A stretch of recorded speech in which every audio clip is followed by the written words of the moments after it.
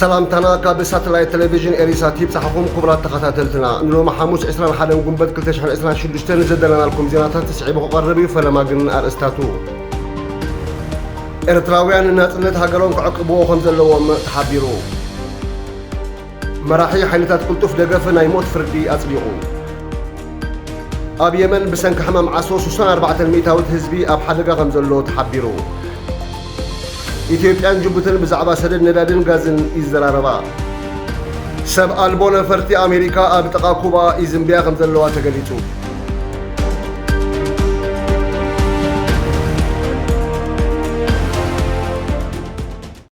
ኣብ ውሽጥን ደገን ዘሎ ኤርትራዊ ዜጋ ንናጽነት ሃገሩ ክዕቅብ ከም ዘለዎ ዝተፈላለዩ ወሃብቲ ርእይቶ ሓሳቦም ብመንገዲ ማሕበራዊ መራኸቦታት ኣብ ምግላጽ ይርከቡ ኣብዚ ግዜ እዚ ልዑላውነት ኤርትራ ብሰሪ ካብ መንግስቲ ኢትዮጵያ ዝለዓል ዘሎ ናይ ወደብን ባሕርን ይግባአኒ እዩ ዝብል ዘይተኣደነ ጠለባትን ዝካየድ ዘሎ ቀጻሊ ጎስጎሳትን ኣብ ሓደጋ ይወድቕ ብምህላው ኤርትራዊ ዜጋ ንልዑላውነትን ሓርነቱን ተግሂቡ ክሰርሓሉ ዝግባእ መድረኽ ተበፂሑ ከም ዘሎ ዝተፈላለዩ ምሁራትን ተንተንቲ ፖለቲካን ዝህብዎ ዘለዎ ሓበሬታታት የረድእ ኤርትራዊ ከምትን ናጽነት ሃገሩ ዝኸፈሎ ሰፍ ዘይብል ዋጋ ንሓርነት ህዝቡ ንፍትሕን ዲሞክራሲን ድማ ብንቕሓትን ብጽንዓትን ክቃለስ ኣለዎ ክብሉ እቶም ወሃብቲ ርእይቶ የገንዝቡ ኤርትራውያን ተጋደልቲ ካብ 1961 ክሳብ 1991 ኣንጻር ስርዓታት ኢትዮጵያ ብጽንዓት ሰሚሮም ብዘካየድዎ መሪር ዝኾነ ብረታዊ ቃልሲ ናጽነት ሃገሮም ከም ዝተጓናጸፉ ይፍለጥ ኣንጻር ስርዓት ህግደፍ ዝግበር ኩለንትናዊ ቃልሲ ድማ ብምኽንያት መዓልቲ ናጽነት ሃገሩ ኩሉ ኤርትራዊ ዜጋ መኸትኡ ኣሕይሉን ነዳዲ ወሲኹን ጽለሉ ከም ዘለዎ ኤሪሳት ዝዘራረበቶም ፖለቲከኛታት ኣተሓሳሲቦም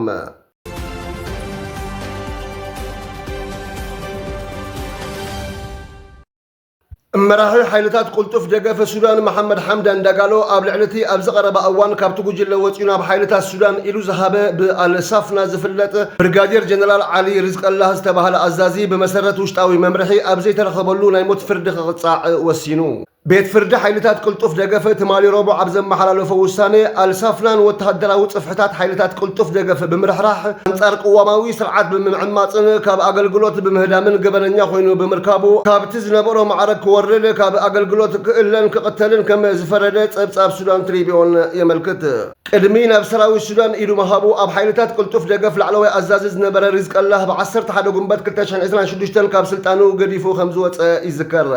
እቲ ኣዛዚ ኣብ ሰሜን ዳርፉር ስርሒታት ይመርሕ ከም ዝነበረን ኣብ ምምራኽ ኣልናሁድ ዓቢ ተራ ከም ዝተፃወተን ይፍለጥ እዚ ስጉምቲ ብሰንኪ ቀጻሊ ግጭት ሱዳን ኣብ ውሽጢ ሓይልታት ቅልጡፍ ደገፍ ውሽጣዊ ምፍልላይ እናዓበየ ዝኸይድ ከም ዘሎ ዘጉልሑ ተንተንቲ ከምዚ ዓይነት ተሪር ስጉምትታት መሪሕነት ናይቲ ጉጅለ ተወሳኺ ምውፃእ ንምዕጋትን ቁፅፅር ንምዕቃብን ዝገብርዎ ዘለዉ ፃዕሪ ከም ዘመልክት ይሕብሩ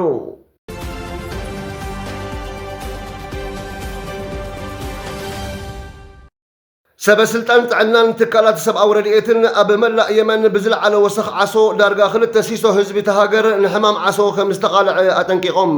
ብመሰረት ኣብ ቀረባ እዋን ዝተገብረ ገምጋማት ለበዳ ምፍራስ ኣገልግሎት ጥዕናን ሰፊሕ ድኽነትን ማሕበረሰባት ተቓላዕቲ ስለ ዝገብሮም 64 ሚእታዊት ካብ 34 ሚልዮን ነበርቲ የመን ንዝለዓለ ሓደጋ መልከፍቲ ተቓሊዖም ከም ዘለዉ ጸብጻብ የመን ኦንላይን ይሕብር ኣብ ዝሓለፈ ኣዋርሕ ዝርግሐ ዓሶ ብፍላይ ኣብ ተልኒ ውሕጅ ተቓልዓን ኣብ ገማግም ባሕርን ዝርከባ ዞባታት እናገደረ ምምጽኡ ጸብጻባት የመልክቱ ጉጅለታት ረድኤት እተቕልውላው ነቶም ድሮ ዓንዮም ዘለዉ ሆስፒታላትን ክሊኒካትን ዝበኣሰ ሓደጋ ከም ዘለዎ ኣጠንቂቐን ሰብኣዊ ትካል ወፍሪ ምክልኻል ንምስፋሕን ንምሕያልን ህፁፅ ኣህጉራዊ ደገፍ ክግበር ፀዊዐን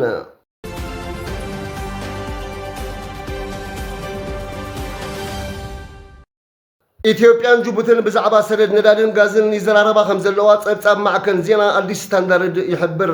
እቲ ዝርርብ ዞባዊ ሎጂስቲክስ ፀዓት ንምሕያል ዝተሓደሰ ድፊኢት ተጀሚሩ ከም ዘሎ ዘመልክት ምዃኑ እቲ ምንጪ ኣብሪሁ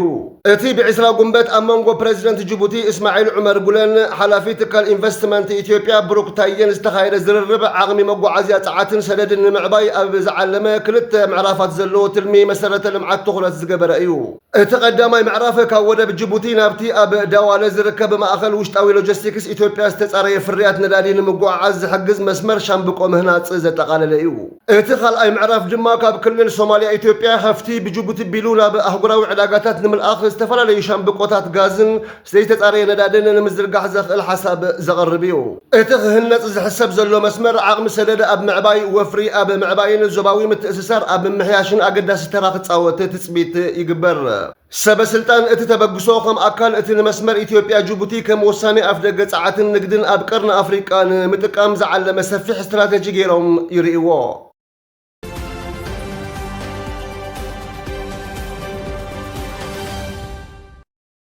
ኣብዚ ሰሙን እዚ ኣብ ስልያ መዳይ ዝተዋፈራ ሰብ ኣልቦ ነፈርቲ ኣሜሪካ UAVs ኣብ ጥቓ ክልል ኣየር ኩባ ብተደጋጋሚ ክዝምብያ ከም ዝተረኣያ ጸብጻባት ይሕብሩ። እዚ ምንቅስቓስ እዚ ምስቲ ኣብቲ ዞባ ዘሎ ጂኦፖለቲካዊ ወጥሪ ተተሓሒዙ ዝመፀ ምዃኑ ይገልጹ።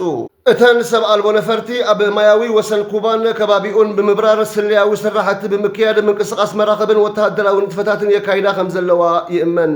ሩስያ ኣብ ቀረባ እዋን ኣብ ኩባ ወተሃደራዊ ልምምድ ንምግባር መራኸብ ውግእ ድሕሪ ምስዳዳ ኣሜሪካ ስግኣታ ንምግላፅን ሓበሬታ ንምእካብን ዝገበረቶ ስጉምቲ ምዃኑ ተንተንቲ ይገልጹ። መንግስቲ ኩባ ነቲ ምንቅስቓስ ኣሜሪካ ግህሰት ልኡላውነት ዝጥሕስ ተግባር ብምባል ኮኒኑ።